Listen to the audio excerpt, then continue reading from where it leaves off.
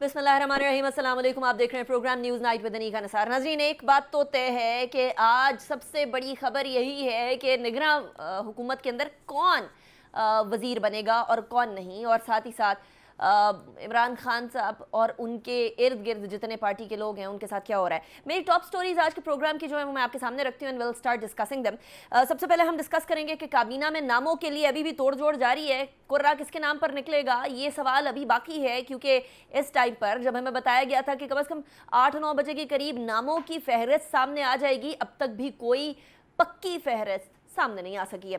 दूसरे टॉपिक पे हम बात करेंगे, सुप्रीम कोर्ट के अंदर आम इंतखाबात को 90 रोज के अंदर अंदर कराने के लिए दरखास्त दायर कर दी गई है। आईनी तौर पर तो 90 रोज के अंदर अंदर तमाम के तमाम इंतखाबात हो जाने चाहिए, लेकिन पंजाब और केपीके के बाद इस बार विफाक भी लगता है कि कम से कम 5 महीने के बाद इंतखाबात की तरफ बढ़ रही है, तेजी से बढ़ रही है, और बार बार इसके बारे में खबरें क्या स्टेटमेंट्स आ रही हैं।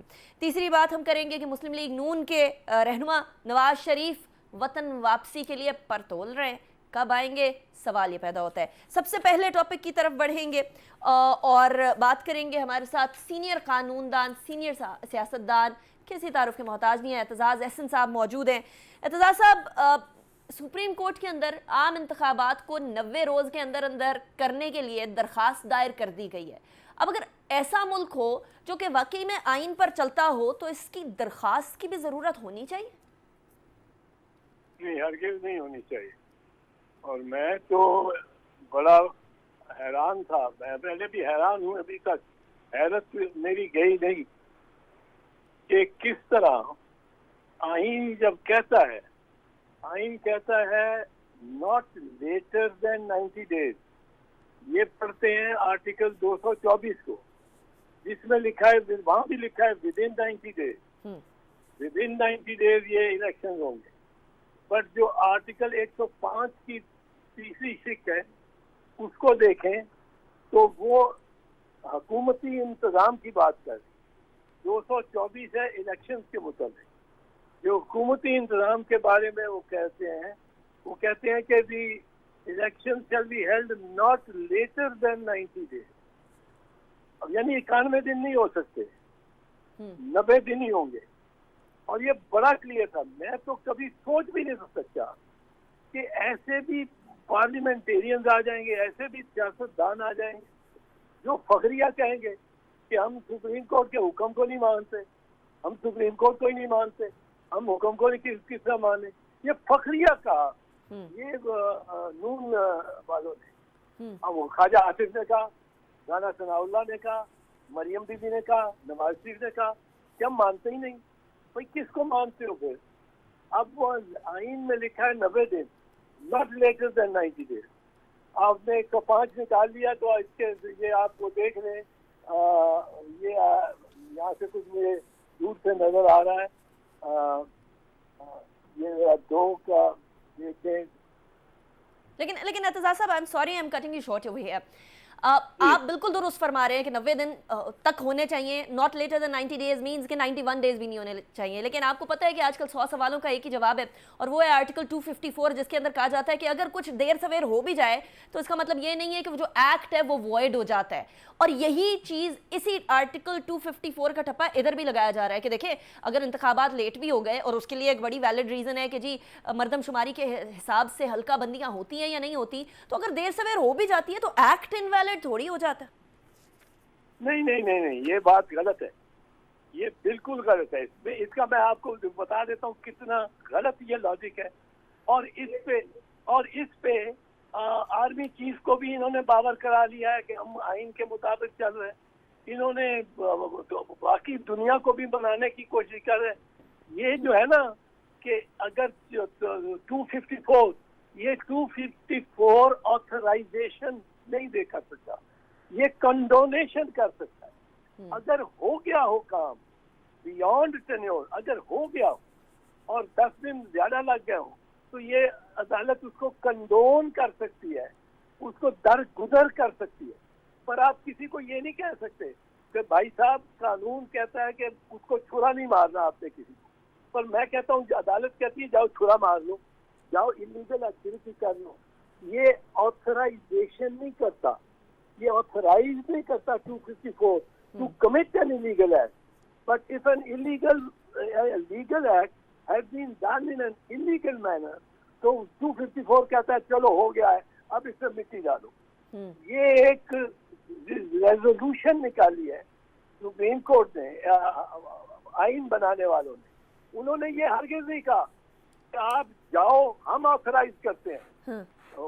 तो ये 90 डेज कहता है, हम 254 के तहत आपको कहते हैं आप कत्ल कर दो, आप आइन पे 2 साल ना कराओ इलेक्शन, ये ऑथराइज नहीं कर सकता। सही। अच्छा, वैसे आप कह रहे हैं आर्टिकल 254 जो है मिट्टी पाओ का काम करता है। यहाँ तो मिट्टी लिए पहले से लोग खड़े हैं। आपको पता है राना सनाउल्लाह साहब ने पहले ही कह दिया था कि फेब के अंदर जाके 2023 तो है ही नहीं इंतखाबात का साल, और अभी भी वो कह रहे हैं कि नवाज शरीफ साहब को भी फरवरी 2024 के अंदर इलेक्शन का पूरा यकीन है। एतजाज साहब, ये क्या हो रहा है? ये तो जमहूरी जमात है।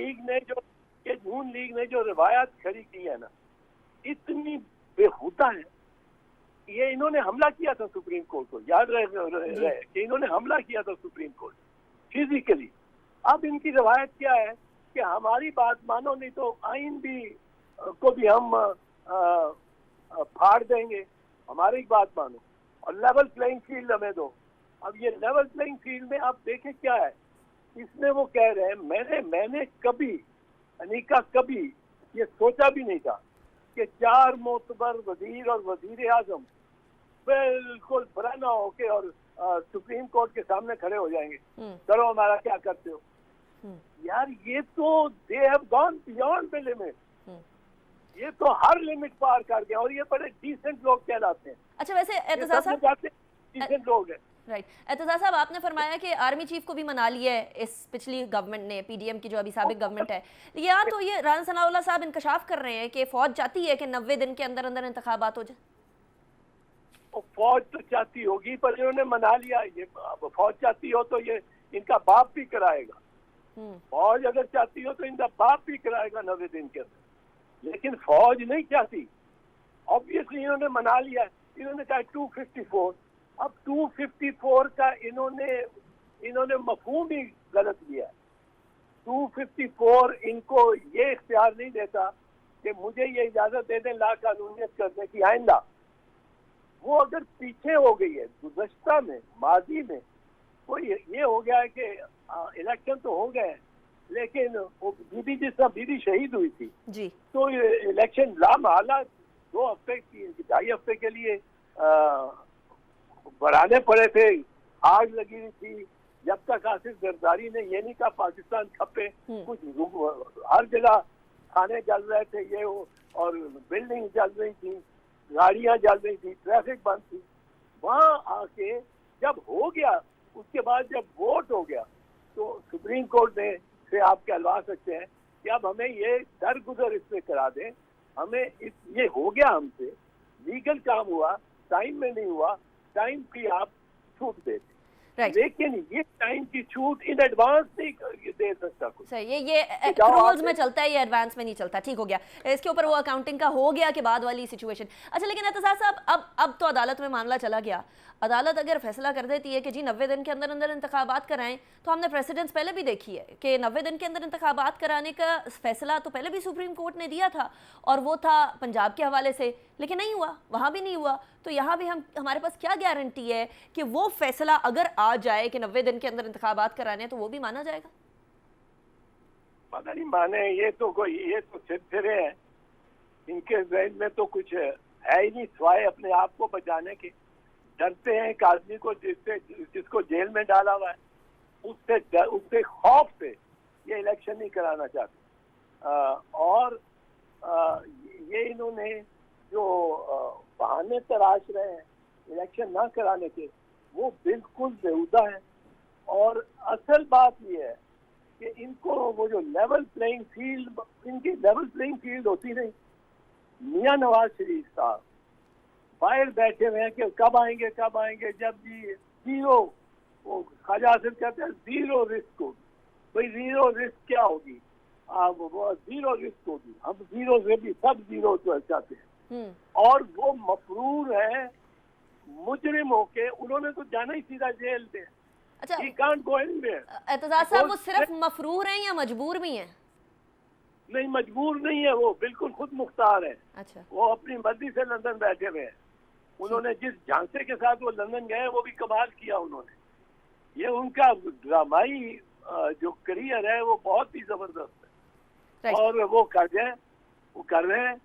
लेकिन ये इस तरह आप खिलवाड़ खेल रहे हैं आइन के साथ। आइन को आपने खत्म कर दिया उस दिन जिस दिन 90 दिन के बाद पंजाब और खैबर पख्तूनख्वा की हुकूमतें, वो निगरान हुकूमतें जारी रही। उनका क्या जवाब है 90 दिन के बाद वो कोई भी हुक्म चलाए पंजाब में या खैबर में, वो जारी है और कोई उनके पास नहीं है, जवाब नहीं है, आईनी जवाब नहीं है। अब ये, लेकिन ये अब अगर इतना डिटाई कर, मैं आपको बताऊं, ये इस पे हतमी फैसला भी आ गया। ये जो 90 दिन वाला है, सुप्रीम कोर्ट ने हतमी फैसला दे दिया है। 2 जजमेंट उसमें है कि जादुल आसद साहब ने बड़ी अच्छी जजमेंट लिखी है, एक मुनीब साहब ने बड़ी अच्छी जजमेंट, बहुत ही अच्छी मुनीब साहब की। उन्होंने कहा 90 दिन से 91 नहीं हो सकते भाई। अच्छा एतजाज साहब, बात आपकी 100% आइन के हिसाब से, लेकिन फॉर एग्जांपल मैं एक हाइपोथेटिकल सवाल आपके सामने रखने लगी हूँ कि पंजाब और केपीके वाली सूरत हाल हो जाती है और जो कह रहे हैं ये पिछली हुकूमत पीडीएम की कह रही थी और अभी भी उसी पर बरकरार हैं कि फरवरी तक चले जाते हैं इंतखाबात, तो ये वाली केयर टेकर सेटअप का किरदार, ऑब्वियसली उनका किरदार तो ये है कि साफ शफाफ इंतखाबात करें। आपको लगता है कि इस दौरान जो केयर टेकर सेटअप बनेगा, जो केयर टेकर सेटअप अभी फॉर्म भी नहीं हुआ, काबीना भी नहीं अभी बनी, ऐसी सूरत हाल में वो सारी सिचुएशन को संभाल सकेगा? जैसे बहुत तेजी से चीज़ें हो जाती हैं पाकिस्तान, और ही संभालेगा ये मैं आपको बता दूं। सुप्रीम कोर्ट ने अगर डिक्लेयर कर दिया ये इस मामले में भी कि 90 दिन के अंदर इलेक्शन होने हैं, जो इलेक्शन होंगे वो इलीगल होंगे, तो वो डिक्लेरेशन को कौन वापस लेगा? ये सुप्रीम कोर्ट ने तो लेजिटिमाइज करना या डी लेजिटिमाइज करना, उसके बाद ये एक पब्लिक प्रॉपर्टी ये डिसीजन बन जाती है। वो ये जो सुप्रीम कोर्ट में सुप्रीम कोर्ट को सिर्फ और सिर्फ लेजिटिमाइज या डी लेजिटिमाइज करना। मैं कहता हूँ अगर सुप्रीम कोर्ट कह देती है फॉर इंस्टेंस कि मिलिट्री कोर्ट इलीगल है, मिलिट्री कोर्ट खत्म हो गए, वो कोई जाके उन्होंने वहां रोक के और जजों ने खड़े होके और कर्नल साहब को उठाना नहीं है कि आप जाएं, आप नहीं बैठ सकते, वहां फौज होगी पूरी, वो तो ये तो नहीं कर सकते। Right. Supreme Court has only to give a verdict, legal है कि इलीगल है। उसके बाद आपको मैं बताऊं, दुनिया की हुकूमतें भी ये कहना शुरू कर देंगी कि आपके पास लेजिटिमेट मैंडेट नहीं है। आपने तो सुप्रीम कोर्ट ने कहा है कि आपकी इलेक्शन ही गलत है, आप किस तरह गवर्नमेंट को क्यों हम रिकॉग्नाइज करें? उसकी इम्प्लीकेशन बहुत हो सकती है, बहुत सीवियर है। पर सुप्रीम कोर्ट ने इनका भी लिहाज किया है। मैं समझता हूँ उमर अता बंदियाल साहब ने बहुत इनका इतना ज्यादा लिहाज किया कि अपना बकार सुप्रीम कोर्ट का उन्होंने कम कर लिया। अच्छा एतजाज साहब, उमर अता बंदियाल साहब मिड सितंबर में जा रहे हैं और काजी फायज ईसा साहब आ रहे हैं। अब काजी फायज ईसा साहब भी वैसे वो बाय द बुक या फिर आइन की पासदारी करने वाले जज हैं। आपको लगता है कुछ चीज़ें तब्दील होंगी, स्पेशली इस तरह की मामलात के अंदर? मेरा ख्याल है कुछ तब्दील नहीं होगा। उमर अता बंदियाल जिन असूलों पे खड़ा है, काजी फैज ईसा उससे ज्यादा शिद्दत के साथ उन असूलों पे खड़ा हो। सही। उमर अता बंदियाल तो एक मतलब है जेंटलमैन सा है कि वो इमरान आया तो उसको कह दिया nice to see you, Ehsan Iqbal को कह दिया कि ये बड़ा दानिश्वर भी है और फिलोसोफर भी है और बड़ा जीरक आदमी है, ये एहसन इकबाल को कह दिया। अब इमरान ने तो बड़ा शोर डाला था ये नून वालों ने और पीडीएम ने कि जी उसने क्यों उसको ग्रीट किया, वो तो बड़ी दोस्ती, he is a gentleman, he greets everybody, I know him। अब वो उसका तरीका ये है। अब लेकिन Qazi is going to be just as strong on the constitution. Qazi ने कोई ये टॉलरेट नहीं करना 90 डेज से ज्यादा, या ये कि कोई पैरेलल कोर्स लग रहे हो। I'm Right. sure Qadi is not going to Very agree. interesting perspective, and obviously based on your experience. Aitzaz Hasan साहब, thank you very much for joining me in the show. It's always a pleasure. अभी break की तरफ जाएंगे, break के बाद discussion को इसी मामले के ऊपर कंटिन्यू करेंगे, and we'll move on to our next segment as well.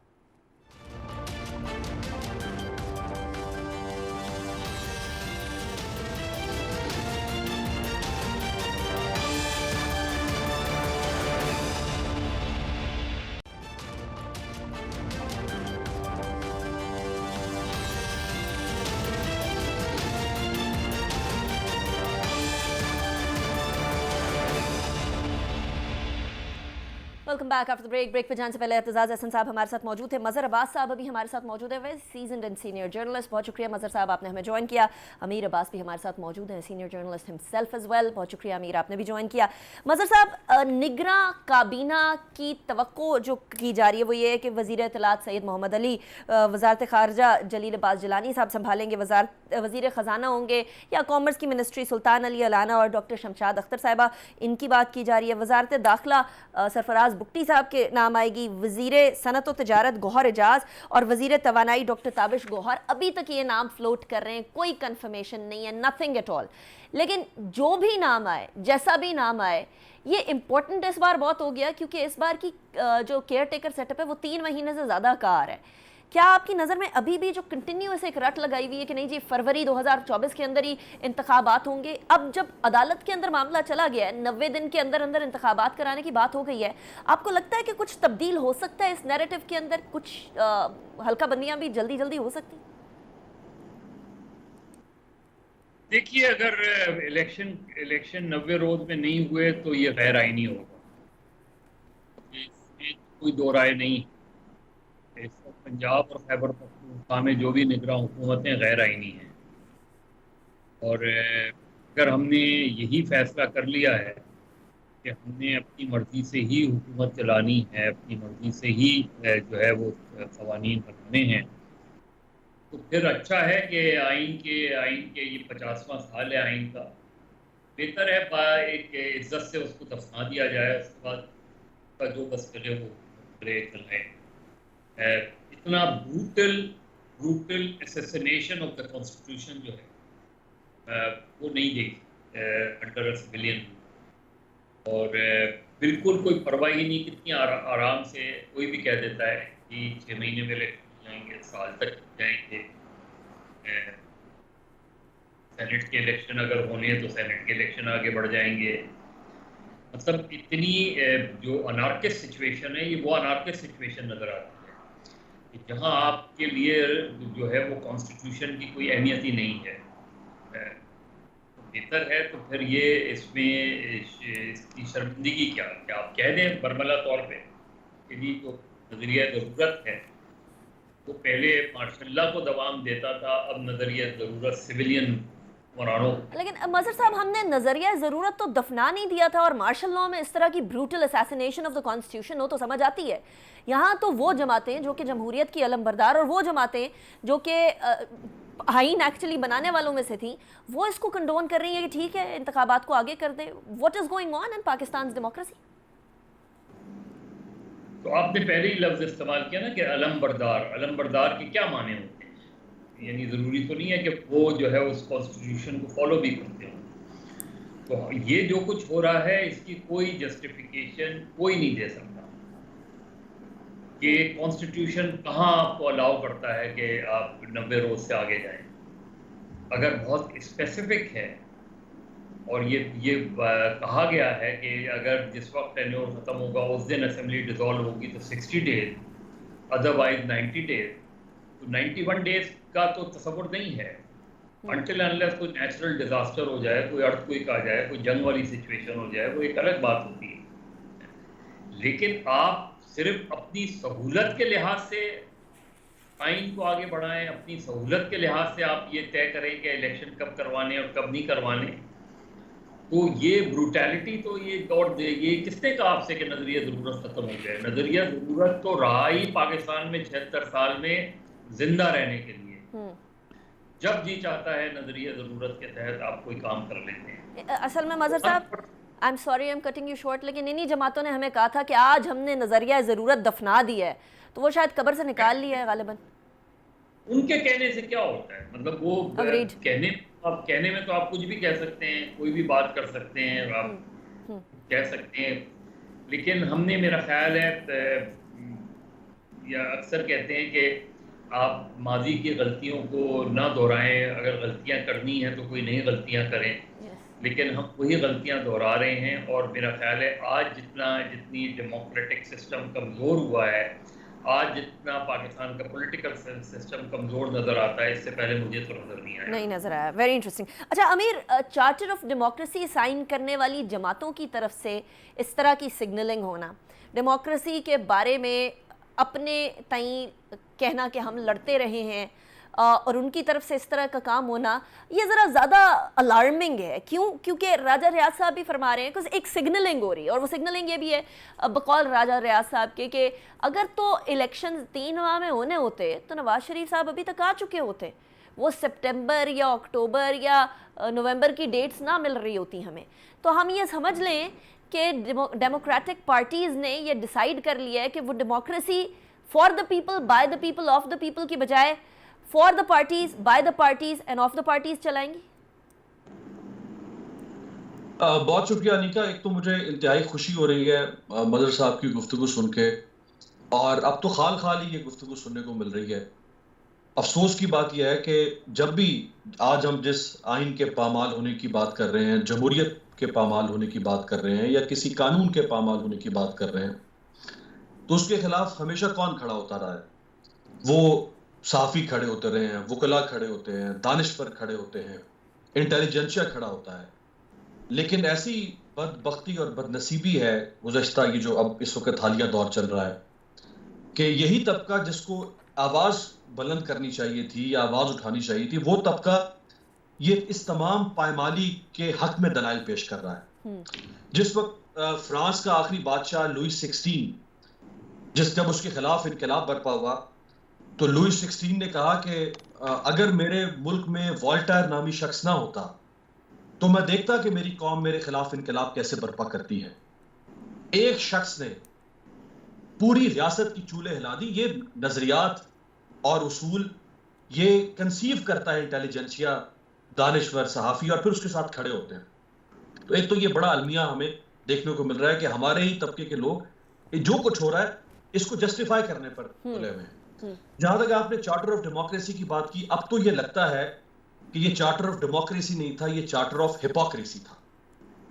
और बदकिस्मती से पाकिस्तान में democracy in the name of hypocrisy हो रहा है। किसी और दौर में गलत हो तो चले, समझ में आता है। अच्छा, जो साबिक वज़ीर आज़म थे वो चूंकि पहली बार इक़्तिदार में आए थे और उनके ताल्लुकात थे एस्टैब्लिशमेंट के साथ, एस्टैब्लिशमेंट ने उनको सपोर्ट किया, वो इक़्तिदार में आए, उन्होंने कभी ठोकर नहीं खाई थी। वो अगर उस वक्त एस्टैब्लिशमेंट के साथ गुड्डी गुड्डी चल रहे थे तो शायद उनको तजर्बा नहीं था कि ये कितना गलत हो सकता है मेरे साथ। अफसोस का अमर तो यह है कि ये जमातें जो पीडीएम में शामिल थी, ये तो वो जमातें थी जो तजर्बाकार जमातें थी। राइट। ये वो जमातें थी जिन्होंने बार बार ठोकर खाई, जिनको एस्टैब्लिशमेंट जो हमेशा जिनकी आवाज ये वो रही इस ठोकर को कहते हैं गिरते हैं शहसवारी मैदान जंग में। वो इस ठोकर को ये कहते हैं। ये तो शहसवार थे ना, वो तिफल क्या गिरे, तो वो तो साबिक वज़ीर आज़म तो तिफल था, ये तो शहसवार थे। इनको इनके दौर में जो कुछ हुआ, ये आप यानी अंदाजा करेंगे अगर इनके दौर में भी ये सब कुछ हो रहा हो, हाँ, और पीटीआई के दौर में भी ये सब कुछ हो रहा हो, तो फिर हम फर्क कहां करेंगे, मुवाज़ना कहां करेंगे? ठीक, चलें मुझे ब्रेक की तरफ जाने की इजाज़त दीजिएगा। उसके बाद फिर हम बात करेंगे कि जो जोड़ तोड़ भी चल रही है अभी इस्लामाबाद के अंदर, बड़ी सोच विचार चल रही है, कुर्रा किसके नाम निकलने वाला है, कौन कौन काबीना का हिस्सा बनेगा और उससे क्या फ़र्क पड़ेगा, सारी चीज़ें डिस्कस करेंगे एक ब्रेक के बाद।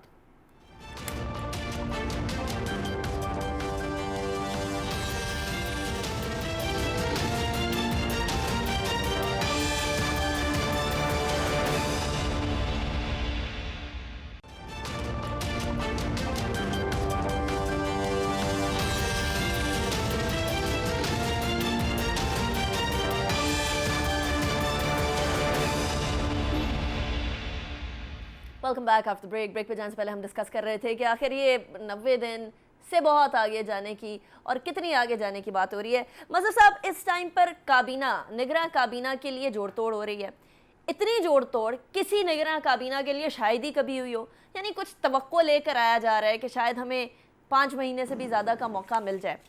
कोई भी आकर बैठ जाए निगरां सेटअप के अंदर, उससे कोई फ़र्क पड़ेगा? How Pakistan will deal with the elections, जो आने वाले इंतखाबात होंगे उस पर? इंतखाबात तो इंतखाबात नहीं, उसकी अपनी ज़िंदगी में फ़र्क पड़ सकता है।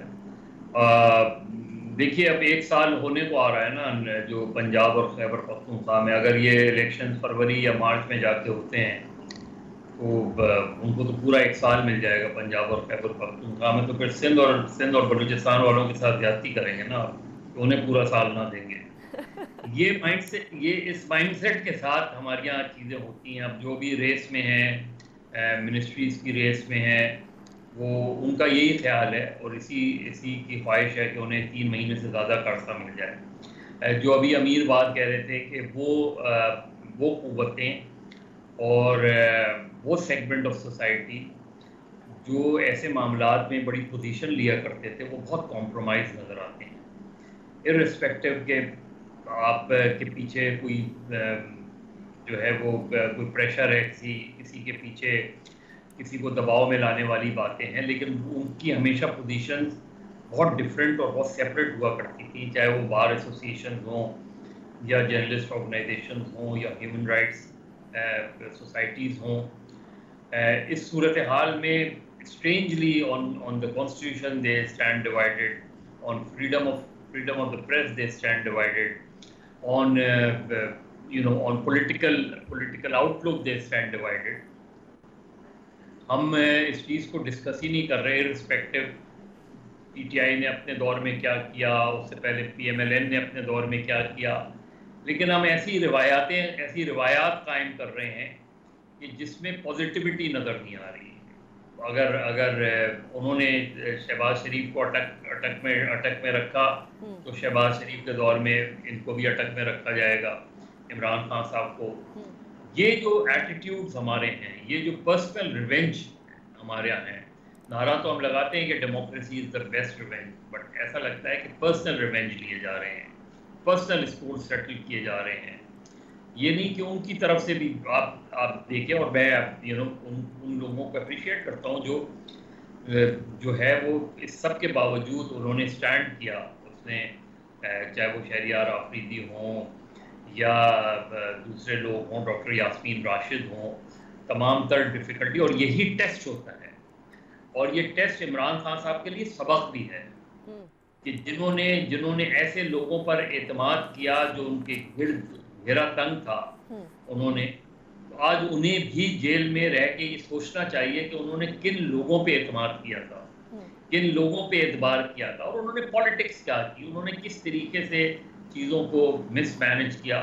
लेकिन इस वक्त जो हम कर रहे हैं, तो फ्री एंड फेयर इलेक्शन तो बहुत दूर की बात है। इलेक्शन ही वक्त पर हो जाए, ये गनीमत है, ये भी गनीमत है, राइट।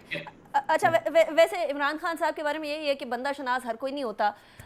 शायद अगर अब समझ आ जाए तो आ जाए, otherwise we don't even know about that. लेकिन अमीर, इस पॉइंट पे जहाँ ऑलरेडी कोई हुकूमत भी 3.5 साल के अंदर, पीटीआई गवर्नमेंट 1.25 साल के अंदर, ये वाली गवर्नमेंट जो पीडीएम की गुजरी, वो इकॉनमी को नहीं संभाल सकी, वो मामलात को, पॉलिटिकल पोलराइजेशन को ख़त्म नहीं कर सकी है, वो एक जो सेंटिमेंट ऑफ होपलेसनेस है उसको ख़त्म नहीं कर सकी। तो केयर टेकर सेटअप से तो कुछ भी ऐसा एक्सपेक्ट करना बहुत ही ज़्यादा मायूब सी बात हो जाएगी। तो ऐसे में केयर टेकर सेटअप का अगर तवालत अख्तियार कर ही जाते हैं तो फिर वो करेंगे क्या?